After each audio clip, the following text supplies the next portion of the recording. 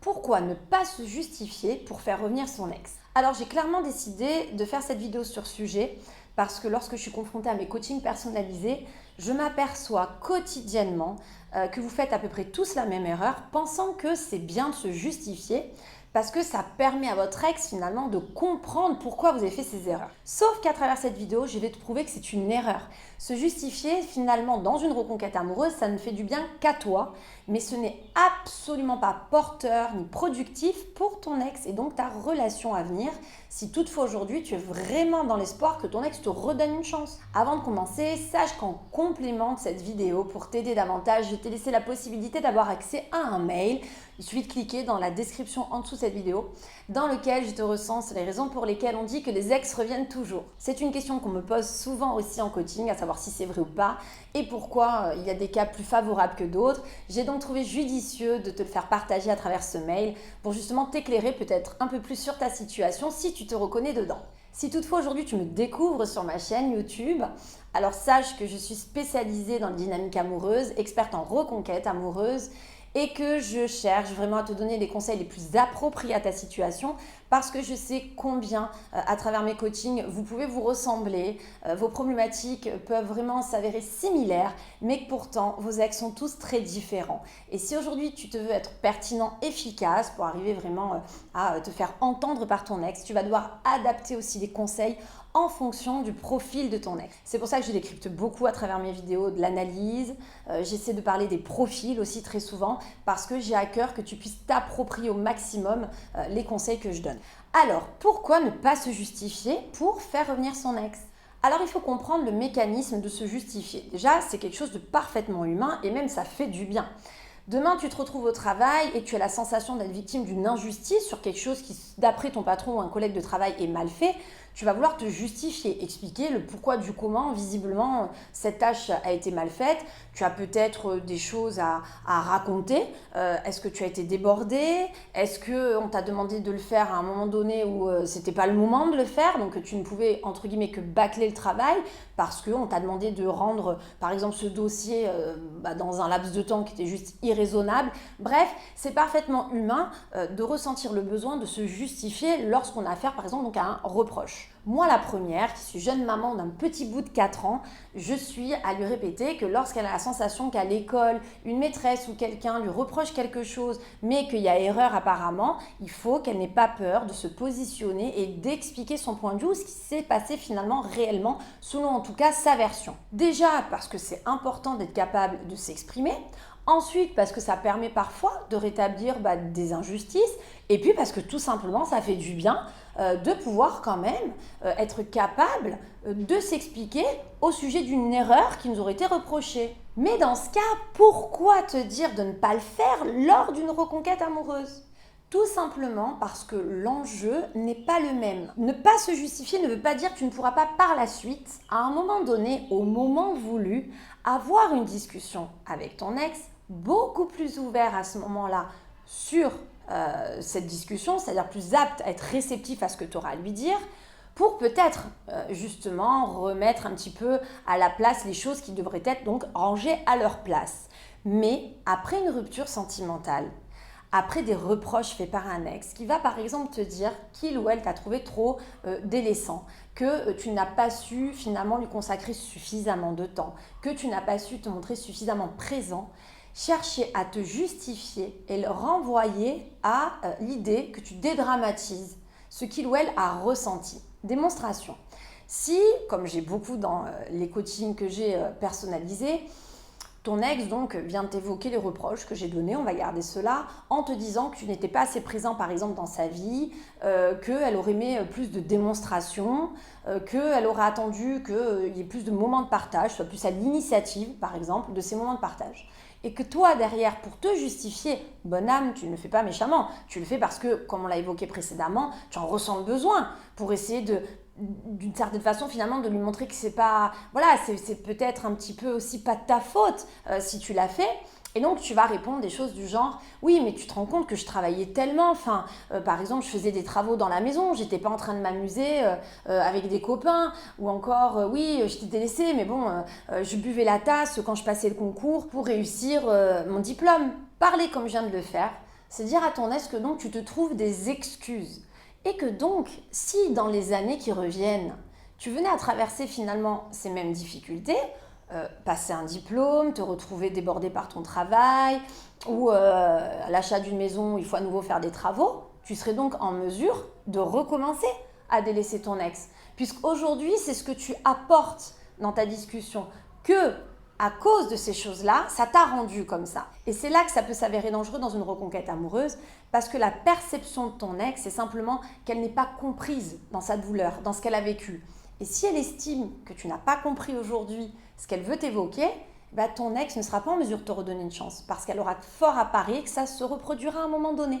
Dans une reconquête amoureuse, la première étape dans un couple, si vous devez vous rabibocher, si tu veux espérer que ton ex soit plus réceptive finalement à ce que tu as à lui dire, c'est d'abord d'être dans la compréhension de ce qu'elle a pu ressentir, d'être dans la compréhension des reproches qu'elle peut te faire.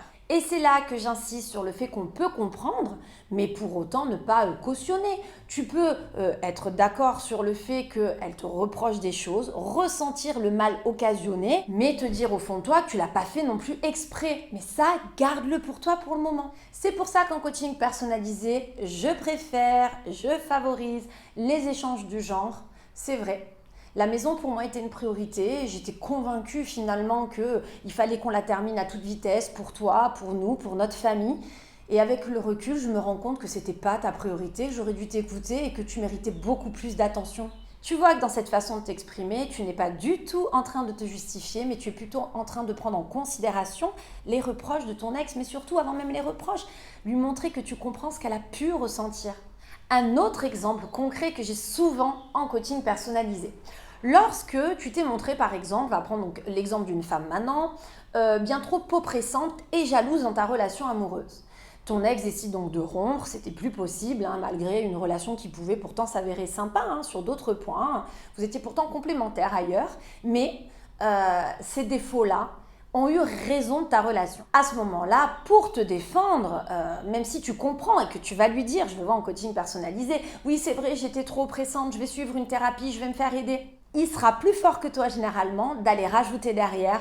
Mais tu sais, avant toi, j'avais que des hommes qui m'avaient trompée. Et puis tu sais que la relation que j'ai eue avec ma mère, qui m'a abandonnée quand j'avais 5 ans pour aller avec un autre homme en me laissant avec mon père, bah voilà, fait que j'ai peur de l'abandon, j'ai besoin toujours d'être rassurée. Voilà, c'est pour ça aussi que j'en suis là aujourd'hui, mais je vais travailler sur tout ça. Là encore, même si moi je comprends mais parfaitement cette justification, ce que tu as pu ressentir, parce qu'il n'y a pas de hasard quand vous vous montrez oppressant, quand voilà, vous avez ces difficultés, vous avez ces douleurs, mais ça n'empêche, c'est pas le problème de ton ex aujourd'hui. Si tu es dans une démarche de reconquête, toi d'abord, axe-toi avant de te justifier sur ce que ton ex a pu ressentir. Et là encore, pour te donner un exemple concret, privilégie des phrases du genre « Écoute, avec du recul, c'est vrai que mon comportement a dû être anxiogène au possible. Je ne sais même pas comment tu as fait pour tenir autant de temps en fait, avant de décider de rompre. En plus, ça m'aurait peut-être permis de me remettre en question plus tôt.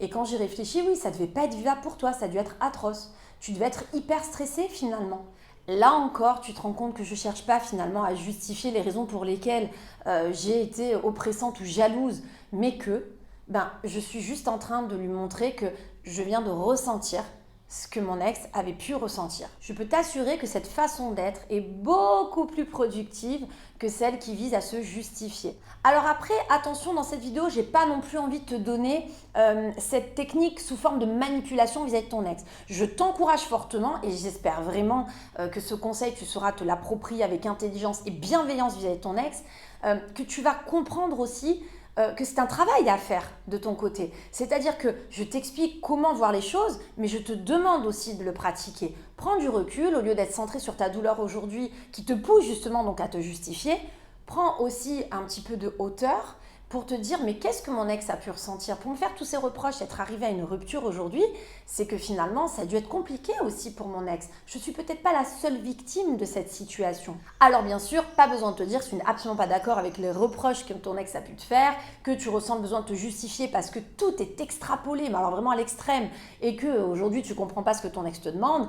Là c'est compliqué et je suis peut-être même pas à t'encourager dans ta reconquête amoureuse, puisque je suis quelqu'un qui revendique, même lors de mes coachings personnalisés, qu'il faut tomber d'accord finalement avec les reproches. On n'est pas là pour se transformer, pour faire plaisir à quelqu'un ou pour devenir sa poupée ou son poupon, mais on est là pour se servir d'échecs dans nos vies, pour s'améliorer. Donc si ça va dans le cadre de ta reconquête amoureuse et qu'en plus, en travaillant sur toi, en effectuant un travail de développement personnel, en cherchant à guérir tes blessures, en cherchant donc à t'améliorer, ça permet à ton ex d'avoir envie de te redonner une chance, tant mieux, il faut le faire, il ne faut pas hésiter, il faut foncer. Mais si maintenant tu ressens le besoin de te justifier parce que tu trouves parfaitement injuste les reproches qui te sont faits, là la vidéo n'est pas faite pour toi et peut-être même va falloir te poser des questions sur ta volonté de te remettre avec ton ex.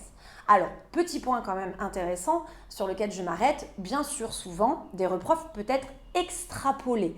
Extrapolés, ça veut dire qu'ils sont valables, mais ils sont un peu exagérés. Ça, à la limite, ça peut se comprendre. Je l'ai très souvent dans mes coachings et c'est pas effrayant, c'est même humain. C'est-à-dire que dans les débuts, ton ex est un petit peu requinqué, plein de colère, doit aussi expliquer les raisons pour lesquelles il ou elle décide de se séparer, souvent en plus quand il y a des vies de famille avec des enfants au milieu, et donc pour donner du poids finalement à ses dires, il ou elle va avoir tendance un petit peu à exagérer. Alors, c'est-à-dire que de quelqu'un qui a envie de t'expliquer qu'elle s'est sentie délaissée, va être capable de te dire que pendant 10 ans, tu n'étais jamais là. Alors ça, c'est certain, ça peut être exagéré. Mais si le fond de la pensée est bonne, canalise-toi là-dessus, reste là-dessus pour l'exprimer que tu comprends ce qu'elle a dit et dis-toi qu'il y a un temps pour tout. Quand les choses s'apaiseront, tu sentiras ton ex plus réceptif ou plus réceptive. Tu seras amené à lui montrer qu'il y a peut-être un petit peu d'extrapolation dans ce qu'elle disait. Pour autant, ce qui est intéressant, c'est que par expérience, je le dis, on le voit constamment dans mes coachings. Avec le temps, parfois, tu n'as même plus besoin finalement d'expliquer que c'est ton ex extrapolé. L'ex s'en aperçoit de lui-même ou d'elle-même. Et ça, c'est génial. C'est-à-dire que comme tu as fait ta partie du travail, que les choses sont bien passées, qu'un peu d'eau est passée sous les ponts, eh ben, ton ex de lui-même ou d'elle-même sera capable de te dire « Bon, après, j'ai peut-être été un peu dur dans les premières semaines, c'est vrai, mais bon, tu m'as poussé aussi dans mes retranchements, tu étais tout le temps là à me rentrer dedans, que c'est plus fort que moi, il fallait que j'explique, il fallait que je me justifie. Et c'est vrai qu'il y a peut-être des choses, je suis peut-être allée un petit peu fort. » C'est très courant que ça arrive. Donc c'est pour ça que dans la forme, si c'est un petit peu extrapolé, c'est pas facile, c'est certain, mais ça peut valoir le coup que si dans le fond, c'est vrai, que par contre le délaissement était quand même bien présent, tu te concentres aujourd'hui juste à parler de ce que tu as compris sur ce que tu as fait vivre à ton ex.